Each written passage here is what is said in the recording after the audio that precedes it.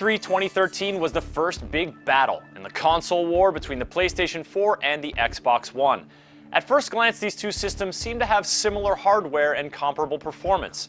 Dig a little deeper, however, and the differences become much more apparent. Both camps have adopted x86-based hardware from AMD that, while custom-made for consoles, puts the two systems in line with modern PC standards. The Xbox One and PlayStation 4 each contain an 8-core Jaguar-based APU from AMD, a design that combines the CPU and GPU onto a single chip. The GPU on the PS4's APU can theoretically calculate 1.84 trillion floating-point operations per second, or 1.84 teraflops, thanks to 18 dedicated compute units containing a total of 1,152 stream processors. Microsoft's implementation, though similar in design, falls short of the PlayStation 4 GPU's projected capabilities by roughly 33%. With 12 compute units containing 768 cores, the GPU portion of the Xbox One APU should top out at 1.23 teraflops. The CPU speed for both consoles is unclear at the moment, though both are estimated to be clocked at around 1.6 GHz, but what's certain are the advantages that their 8-core processors bring to the table. Both systems will dedicate a portion of their available cores to gaming, while the remainder will focus on operations running in the background, such as downloads, video streaming, and multitasking functionality. It's worth noting that Sony has included less powerful secondary processors to aid in those tasks as well, a trend they began with the launch of the PlayStation 3.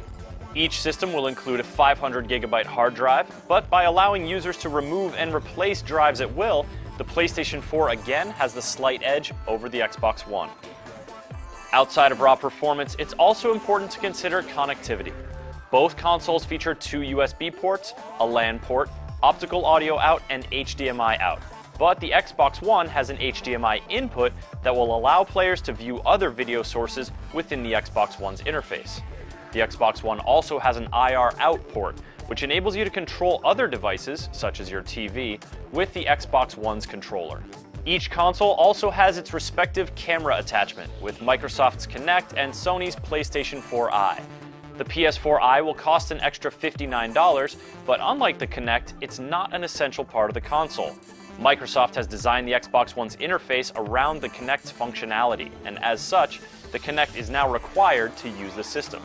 Though most people consider games before hardware when deciding which consoles to buy, the differences between the two systems are always worth examining, especially when there's a $100 price difference to consider. The $500 Xbox One looks a tad slower on paper than the PlayStation 4, but its unique use of the Kinect and the inclusion of HDMI pass-through give it an edge in the advanced media center department. Still, Sony stands out with a lower $400 price point and faster hardware. So which console has captured your attention? Have you placed a pre-order yet? How do you think the hardware stacks up? Sound off in the comments below, then subscribe, follow, and come back to GameSpot tomorrow for more highlights from E3 2013.